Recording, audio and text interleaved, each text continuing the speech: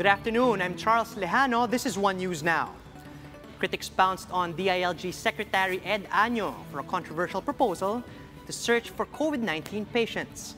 One rights group even branded it as another iteration of Tokhang. Let's get the rest of the details from Greg Gregorio. He's reporting live from Mandaluyong. Greg, good afternoon. Good afternoon, Charles. As DILG Secretary Eduardo Año steered the hornet's nest when he ordered the LGUs and the police to search for COVID-19 patients house to house. The plan is to transfer patients who are self-isolating in less than ideal conditions to designated quarantine facilities. LGUs, though, like the city of San Juan, are reluctant to run the program without a written directive. This is how an isolation bed for mild and asymptomatic patients should look like. This is just one of San Juan City's 3 facilities, which house 197 beds. Mayor Francis Zamora says they're enough to cater to COVID patients who are quarantined at home, in case they have to be transferred. The local chief executive is aware of Interior Secretary Año's house-to-house search order, but he says he can't follow it yet. I haven't seen any official document also at this point. No?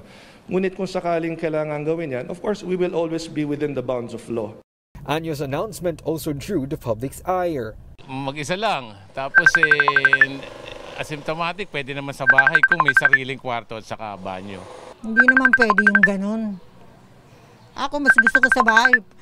Human rights group Karapatan fears that the proposed method might lead to a Tokhang-style human rights violation with PNP at the helm. But DILG spokesperson Jonathan Malaya was quick to douse the flames. He clarified that local governments will lead the program and that no arrests will be made. So yung mga COVID positive, papakiusapan lang natin yung mga yan. Kung hindi sila susunod, we will have to bring them forcibly to the COVID Victim Center.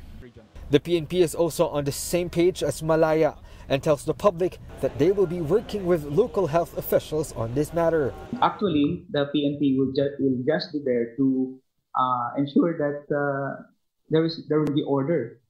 But insofar as those who will really come into the house and then interview or probably talk to those patients, we leave it to the health workers. Justice Secretary Minardo Guevara says Año's proposal wasn't brought up in the IATF meetings, nor was he informed about it. He says, however, that there's legal basis for the transfer of patients. Health Undersecretary Maria Rosario Vergere agrees that home quarantine should only be allowed under strict protocols. Local officials can recommend to the family na ililipat na lang yung pasyente para hindi na lang ba makapanghawa pa dun sa ibang miyembro ng pamilya. For home quarantine to be effective, certain conditions must be met, such as separate room and toilet for the patient and constant monitoring by local authorities.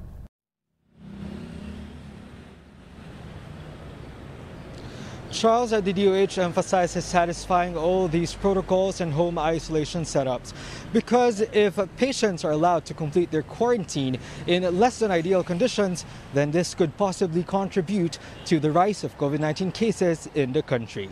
Charles? Thanks for that, Greg. That was Greg Gregorio reporting live from Mandaluyong. Some lawmakers have expressed concern on the plan to do house-to-house searches for COVID-19 patients. Senator Franklin Drilon says the move is akin to the administration's anti-narcotics campaign, dubbed Oplan Tokhang, citing possible rights violations. Infringes on the right of the people under our Bill of Rights to secure in their houses against unreasonable searches and seizures. For Senator Joel Villanueva, it would be better for healthcare workers to take the lead instead of police officers. Senate President Tito Soto, meanwhile, sees no problem with the initiative, as long as it's within the bounds of the law. Public Works Secretary and isolation czar Mark Villar has to isolate himself after testing positive for COVID-19. On the other hand, Defense Secretary Delfin Lorenzana and presidential spokesperson Harry Roque both tested negative for the virus. Lorenzana was tested after his senior military aide, who was with him in Jolo, Sulu, turned out positive for COVID-19. Meanwhile, Roque said he took the RT-PCR drive-thru test in Taguig a day before Villar announced that he had contracted the virus.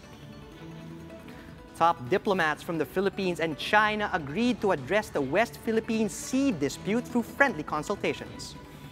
Foreign Affairs Secretary Teddy Boy Locsin met virtually with China's Foreign Minister Wang Yi at the Chinese officials' request. In a statement, Locsin said both sides agreed that territorial issues are not the sum total of the country's bilateral relationship with China. The DFA chief said cooperation and continued dialogue were the best strategies to address maritime issues with China moving forward.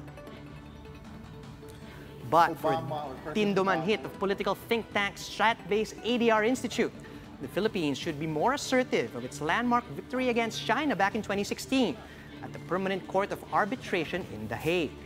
Manhit added that the country should internationalize the West Philippine Sea issue and bring it before the United Nations. It's actually our own government that has orphaned us in this case. And it took some of our neighbors to stand up on it. And you'll be surprised that groups like Japan and Korea are making stronger stands also. So this is beyond really US-China issue. This has become a regional issue on the need for a rule-based international system. Maybe it's time for the Philippines to look at strategic alliances. We'll pause for a quick break. One News Now. We'll be right back.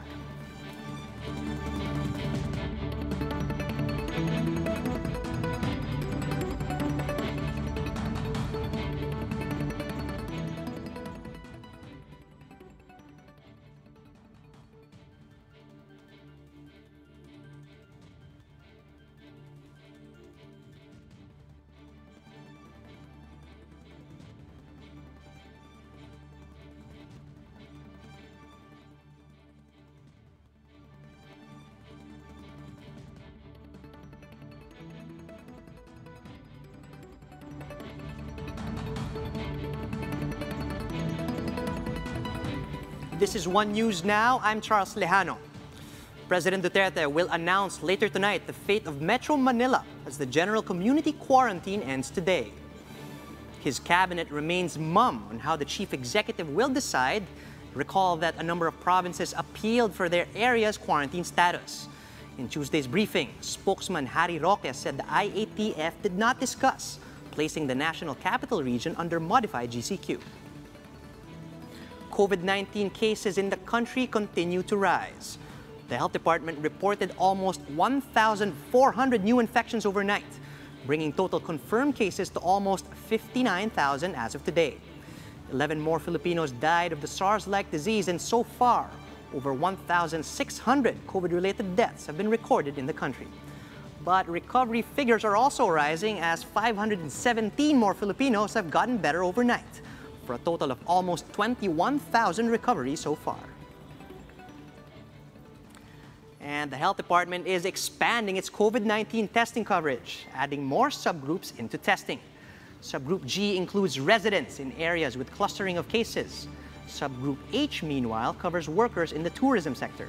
Workers in manufacturing companies and public service providers are part of Subgroup I. Subgroup J consists of economy workers. Gusto natin, kapag slowly binubuksan natin ang ekonomiya, merong safeguard ang mga empleyado at mga businesses na alam nila na pwede silang i-test para masigurado rin naman ng mga kliyente nila na walang infeksyon na nangyayari doon sa kanilang establishment. So this has been signed already by the Secretary, and mag-aantay lang tayo na manumberan. Siguro 1 to 2 days, it will already be posted and we can already implement. And after claiming that the Philippines has flattened the curve since April, Health Secretary Francisco Duque quickly issued a clarification. He says the country has bent the curve in April, but that increase in cases continues due to the expanded testing and the easing of quarantine restrictions. Today is the last day of enrollment in public schools. For details, Marian Enriquez reports to us live from Mandaluyong. Marian, how was the situation at the schools today? Are they good to go? Yes, Charles, earlier today, we saw a number of parents beating the deadline and filling out forms to enroll their children. As early as 7 a.m., Rizal High School in Pasig City started accommodating parents. Some of them explained that it took them time to finally decide to enroll their children amid the pandemic. According to Principal Gilbert Inocencio, they have recorded around 11,000 enrollees as of Tuesday, slightly higher than last year's 10,000 student population. Apart from private school transferees, Inocencio says the Pasig LGU's commitment to provide students with gadgets might have been a factor in the increase. Rizal High School has been preparing self-learning modules, which are set to be distributed by the first week of August. This will be used while awaiting the delivery of about 138,000 gadgets from the LGU. Undersecretary Nepo Malaluan says the DepEd is confident that the 80% enrollment turnout target will be met. The agency is now focused on printing out modules for distance learning. Charles, Undersecretary Nepo Malaluan notes that under existing rules, late enrollment will still be allowed. Charles. Thanks for that. Marian Enriquez reporting live from Mandaluyong. For more updates, follow News 5, the Philippine Star, and Business World online. Visit our website, onenews.ph, for more in-depth analysis, and you can also catch One News on the Signal Play app. Register for a free account now at www.signalplay.com and stream One News live anytime and anywhere. I'm Charles Lejano. We are One News.